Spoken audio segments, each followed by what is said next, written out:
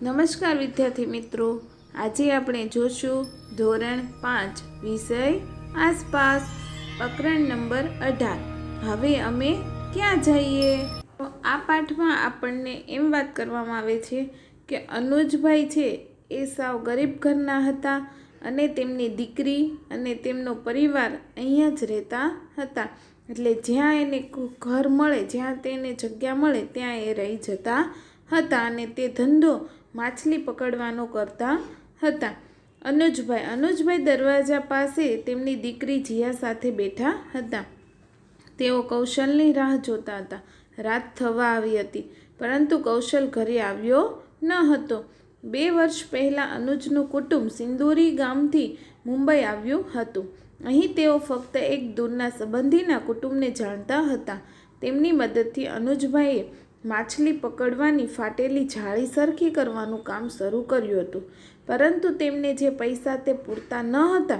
તેઓને દવાખાનાના, શાળાની ફી, પૈસા અને ઘરનું ભાડું ચૂકવવાનું હતું। અહીં તેઓ પાણી પણ ખરીદવું પડતું હતું। જો મિત્રો, એ ધંધો શું કરે છે તો કે માછલી પકડવાનો। એને પણ પૈસાની જરૂર હતી, તો એ ધંધો માછલી જાળી ફાટી ગઈ હોય એ સરખી કરવાનું કામ તે કરતા હતા। તેને દવાખાનું, ખાવાનું, શાળાનું અને ઘરનું ભાડું ચૂકવવાના પણ પૈસા મળતા ન હતા અને તેઓને અહીંયા આપણે પાણી મફતમાં મળે એને ખરીદીને પીવું પડતું હતું। રાત્રિ થઈ ગઈ હતી, પરંતુ કૌશલ ઘરે આવ્યો ન હતો। જીયા બારીમાંથી પડોશના ઘરના ટીવી પર નૃત્ય જોતી હતી। અનુજને ટીવી જોવાનું મન ન હતું, પણ તે વિચારોમાં ખોવાયેલો હતો। અહીં દરેક વસ્તુ કેટલી અલગ છે। દિવસ તો કામ કરવામાં જતો રહેતો, પરંતુ સાંજે જૂની યાદો તાજી થતી હતી। જો જીયા છે તે બારીમાંથી પાડોશીના ઘરે ટીવી જોતી હતી અને સાથે સાથે નૃત્ય પણ એ કરતી હતી। અનુજને ટીવી જોવાનું મન જ ન થતું, કારણ કે અનુજ વિચારોમાં ખોવાયેલો હતો કે હું પૈસા ક્યાંથી કાઢીશ અને અહીંયા તો બધું અલગ જ છે। અહીંયા ખર્ચો કેટલો બધો છે। લોકોની ભીડમાં પણ અનુજને એકલું લાગતું હતું। તમને ક્યારે આવું લાગ્યું છે? હા, મારા મમ્મીની બહેનપણી ઘરે વાસ્તુ પૂજન હતું ત્યારે અમે ગયા હતા। ત્યાં ઘણી ભીડ હોવા છતાં પણ અમને એકલું લાગતું હતું, કારણ કે ત્યાં મારું પરિચિત કોઈ પણ ન હતું। જો સ્વાભાવિક છે, ત્યાં આપણે જઈએ તો ત્યાં આપણને એકલું જ લાગે, કારણ કે બહેનપણી જ ઓળખે, બીજા કોઈના પરિવારના સભ્યો આપણને ઓળખતા હોતા નથી। બીજો ક્વેશ્ચન છે, કલ્પના કરો પોતાની જગ્યા છોડીને દૂર બીજે નવી જગ્યાએ રહેવા જવામાં કઈ કઈ મુશ્કેલીનો સામનો કરવો પડે છે? પોતાની જગ્યાએ છોડીને દૂર બીજે જ રહેવા જવામાં ઘણી મુશ્કેલીનો સામનો કરવો પડે છે। પહેલું, નવી જગ્યાએ રહેઠાણ શોધવાની તકલીફ પડે છે। બીજું, નવી જગ્યાનું મકાન ઓછી સગવડવાળું હોય તો પણ ચલાવી લેવું પડે છે। ત્રીજું, બાળકો માટે શિક્ષણની વ્યવસ્થા કરવી પડે છે। ચોથું, નવા પાડોશી સાથે સંબંધ બાંધવામાં વાર લાગે છે। પાંચમું, નોકરી કે ધંધા શોધવાની જરૂર પડે છે। છઠ્ઠું, નવી જગ્યાએ પોતાના જૂના સંબંધો ન હોવાથી આત્મીયતાનો અભાવ લાગે છે। મિત્રો, આ તમારે મારી જોડે જોડે ક્વેશ્ચન લખવાના છે। અનુજના કુટુંબ જેવા લોકોએ શા માટે મોટા શહેરોમાં આવવું પડે છે? તો અનુજના કુટુંબના જેવા લોકો કુટુંબના ઉજ્જવળ ભવિષ્ય માટે, બાળકોને સારું શિક્ષણ મળે તે માટે, તેમજ રોજગાર ધંધો મેળવવા માટે મોટા શહેરોમાં આવતા હોય છે। ઘણીવાર તેઓ જ્યાં રહેતા હોય ત્યાં કોઈ બંધ કે નેશનલ હાઈવે બનવાનો હોય અથવા તો પૂર જેવી આપત્તિ આવે તો પણ અમને પોતાના ગામની જગ્યા છોડીને મોટા શહેરોમાં આવવું પડે છે। મિત્રો, જો ગમે ત્યાં હોય ત્યાં કે અમારે તો કે જ્યાં સારું શિક્ષણ, રોજગાર, ધંધો બધાને એ જ જોતું હોય, ધંધો સારો હોય બધાને એવી જ આશા હોય છે। અને ગમે ત્યાં જો હાઈવે બનતો હોય, નેશનલ હાઈવે પર હાઈવે બનતો હોય અથવા પૂર આવ્યું હોય તો પણ એ લોકોને એ જગ્યા છોડવી પડે છે અને શહેરોમાં આવવું પડે। આમ તો તે એક ગામ હતું, પરંતુ લોકો ત્યાં એક મોટા પરિવારની જેમ રહેતા હતા। અનુજની બહેનના લગ્ન એ જ ગામમાં થયા હતા। સારા અને ખરાબ સમયમાં લોકો એકબીજાની મદદ કરતા હતા। વડીલો લગ્નો ગોઠવતા અને ગામના ઝઘડા ઉકેલતા હતા। અત્યારે જો આપણે કેવી સમાજમાં કેવા બનાવ બને છે, અને ત્યારે તો ત્યારે એવા બનાવ બનતા પણ ઓછા. અત્યારે તો ભાગી જવાનું વધુ પડતું છે આપણા સમાજમાં. ભાગવું એટલે સહેલું થઈ ગયું છે. અને પહેલાં તો જે વડીલો કહેતા એ જ થતું હતું. અનુજ હવે ખડતલ યુવાન થઈ ગયો હતો. તે ખેતરમાં સખત મહેનત કરતો અને નદીમાંથી માછલા પકડતો હતો. અને તેના મિત્રો જંગલમાંથી ફળ, મૂળ અને ઔષધીય વનસ્પતિઓ તેમજ નદીમાંથી પકડેલી માછલીઓ વગેરે લઈને નગરમાં વેચવા જતા હતા. તહેવારના સમયે અનુજ તેની ઉંમરના છોકરા છોકરીઓ સાથે નૃત્ય કરતા અને ઢોલ પણ વગાડતા હતા. જો અનુજ શું કહે છે કે એ એક યુવાન ખેતરમાં સખત મહેનત કરતો હતો અને તે માછલી નદીમાંથી પકડતો હતો. 2 ધંધા કરતો હતો.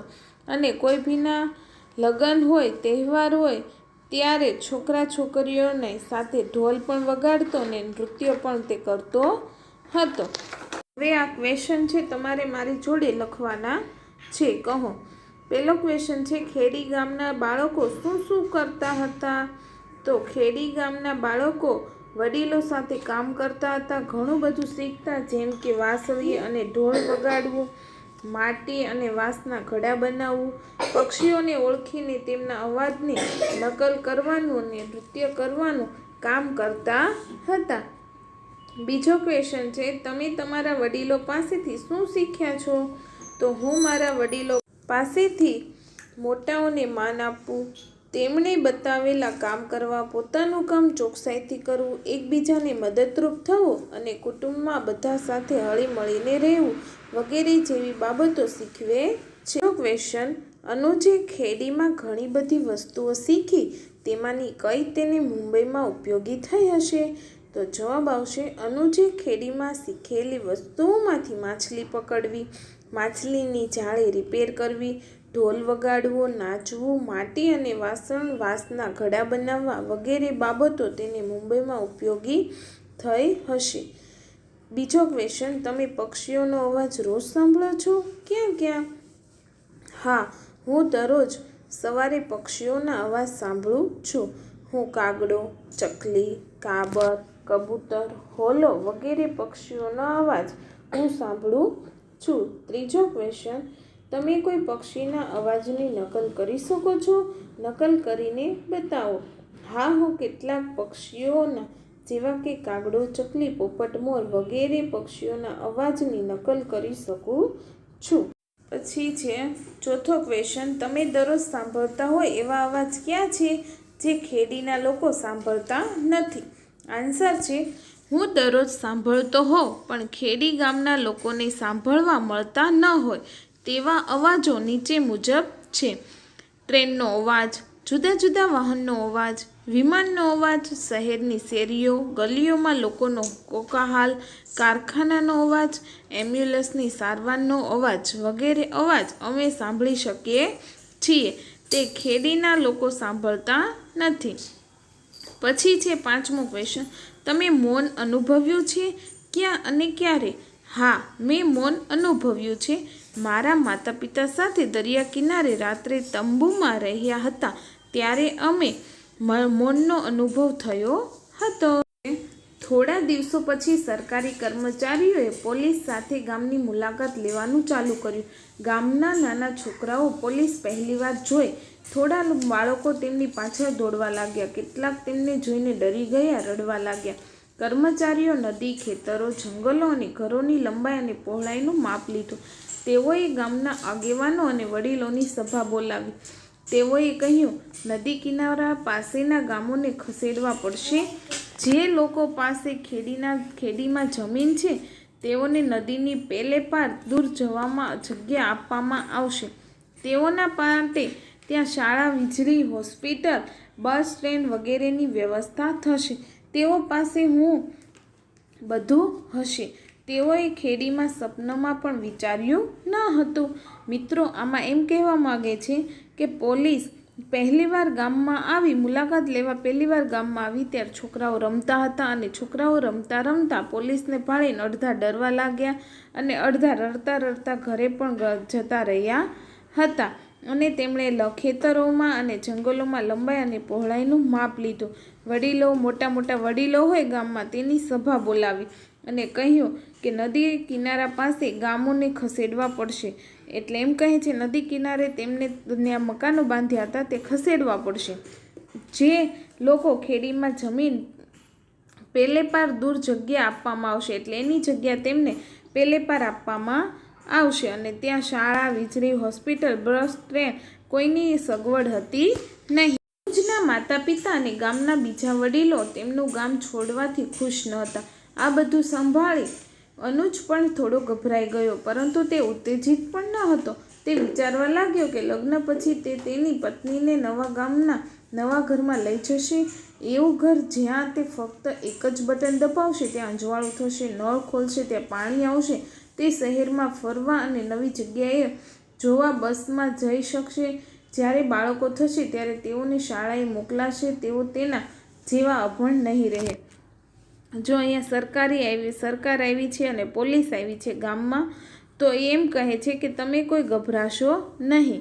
હવે તમારે નળ ખોલશો તો પાણી આવશે અને એક જ બટન દબાવશો તો તમારે અંજવાળું થઈ જશે. એટલે આપણે સ્વિચ દબાવીએ છીએ તો લાઇટ થઈ જાય છે ને, એવી જ રીતના તમને હું ત્યાં લઈ જઈશ અને શહેરોમાં નવી જગ્યાઓને જોવામાં બસમાં તમને હું મુસાફરી કરાવીશ. અને ત્યાં તમે અત્યારે અભણ છો એમ તમારા બાળકો અભણ રહેશે નહીં. હું એવી સગવડ તમને પૂરી પાડીશ. ચર્ચા કરો અને કહો. અનુજના ગામમાં ઘણા લોકો તેમની જમીન અને જંગલ છોડી જવા માટે સહમત ન હતા. કેમ? ઈચ્છા ન હોવા છતાં પણ તેમણે કેમ એ બધું છોડવું પડ્યું? આન્સર: અનુજ અને તેમના ગામના લોકોનું બાળપણ આ ગામ અને જંગલની આસપાસ વીત્યું છે. તેઓ ત્યાં જ મોટા થયા હોવાથી તેમને ગામ અને જંગલ પ્રત્યે ખૂબ જ લગાવ છે. તેથી ઘણા લોકો પોતાના લાગતા આ વિસ્તારને છોડીને જવા સહમત ન હતા.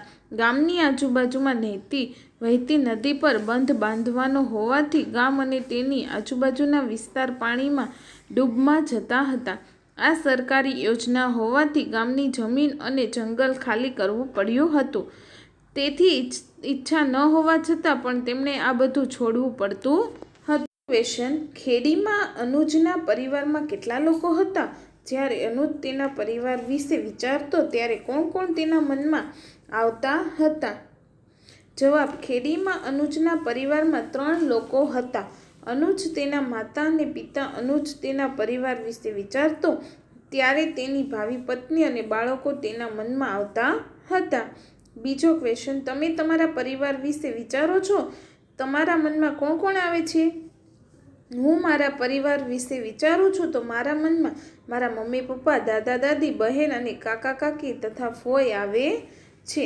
ચોથો ક્વેશ્ચન: તમે તેવા લોકો વિશે સાંભળ્યું છે જેઓને તેમની જૂની જગ્યા છોડીને જવું ન હતું, તેમના વિશે વાત કરો. હા, મારા નાના નાની ગામમાં રહેતા હતા. મારા મામા જ્યારે નોકરી માટે વડોદરા સ્થાયી થયા ત્યારે નાના નાનીને સાથે લાવવા માંગતા હતા, પરંતુ તેઓ ગામ છોડવા તૈયાર ન હતા. છેવટે ઉંમરના કારણે ના છૂટકે તેઓ ગામ છોડીને વડોદરા આવ્યા. પણ હજી તેમણે રજાઓમાં ગામની યાદ આવતા ગામ લઈ જવા પડે છે. જ્યારે તેમને ગામની યાદ આવે રજાઓમાં ત્યારે તેને ગામ લઈ જવા પડે છે. પછીનો ક્વેશ્ચન: તમે એવા લોકોને જાણો છો જે ક્યારેય શાળાએ ગયા જ નથી? તમે એવી જગ્યા વિશે પણ જાણો છો જ્યાં શાળા જ નથી? હા, મારા ગામમાં રહેતા સરાણીયા પરિવારના લોકો શાળાએ ગયા જ નથી. તેમના બાળકો પણ શાળાએ જતા નથી, કારણ કે આજીવિકા માટે તેઓને ગામથી બીજા ગામ ફરવું પડતું હોય છે. મારી માસીના ગામથી થોડે દૂર એક બીજું નાનું ગામ છે, ત્યાં શાળા નથી. આ ગામના બાળકો મારી માસીના ગામની શાળામાં ભણવા આવે છે. પછીનો ક્વેશ્ચન: જ્યાં બંધ બનાવવામાં આવતો હોય ત્યાં લોકોને કેવી મુશ્કેલીનો સામનો કરવો પડતો હશે? તો આન્સર આવશે: બંધ બનાવવામાં આવતો હશે ત્યાં લોકોને આ પ્રકારની મુશ્કેલીનો સામનો કરવો પડે છે. પહેલું, તે લોકોના ઘર, ગામ અને જમીન ડૂબમાં જતા હોવાથી તેમને પોતાનું ઘર, ગામ અને જમીન છોડી બીજે ક્યાંક જવું પડે છે. અનુજની જેમ તે વિસ્તારના લોકોને વિપાસ્થિત થવું પડે છે, એટલે કે બીજી જગ્યાએ જવું પડે છે. નવી જગ્યાએ ન ફાવે એવું પણ બને. નવી જગ્યાએ ઘર ફરીથી બનાવવું પડે છે અને અનુકૂળ ન આવે તેવા વિસ્તારમાં પણ રહેવું પડે છે. લોકોની આજીવિકા છીનવાઈ જાય છે, તેથી તેમને શહેરમાં કે અન્ય જગ્યાએ કમાવા માટે જવું પડે છે. લોકો સગા સંબંધીઓથી દૂર થઈ જાય છે. આ બધી મુશ્કેલીનો સામનો કરવો પડે છે. નવી જગ્યા. ઉનાળાની બપોર હતી. અનુજને તડકા અને ગરમ હવામાં ચક્કર આવી રહ્યા હતા. તેના પગ પાકા ડામરના રસ્તા પર દાઝી જ રહ્યા હતા. ત્યાં થોડો છાંયડો આપે તેવું એક પણ વૃક્ષ ન હતું. થોડો ઘરો અને દુકાનો હતા. અનુજ દવા ખરીદ્યા પછી તેના ઘરના રસ્તે જતો હતો. તેની પીઠ પર એક જૂનું ટાયર હતું. આ દિવસોમાં તેણે ચૂલો આ રબરના જૂના ટાયરના નાના ટુકડાઓથી સળગાવવો પડે છે. તે ઝડપથી આગ લઈ લે છે. બળતણનું લાકડું પણ બચી જાય છે, પરંતુ ટાયરના સળગાવવાથી આપણી ગંધ અને ધુમાડો ભયંકર હોય છે. જો મિત્રો આપણે ટાયર સળગાવીએ તો એનો ધુમાડો અને ગંધ ભયંકર હોય છે. આપણને પણ ખ્યાલ છે. એ લાકડાની બચત કરતો હતો અને તે ટાયર સળગાવતો હતો. અને ધોમધોડકો તડકો હતો ઉનાળામાં, અને ત્યાં એ રસ્તામાં જતો હતો અને ખુલ્લા પગ હતા અને ડામરમાં તેના પગ સળગી ગયા હતા, એટલે કે દાઝી ગયા હતા.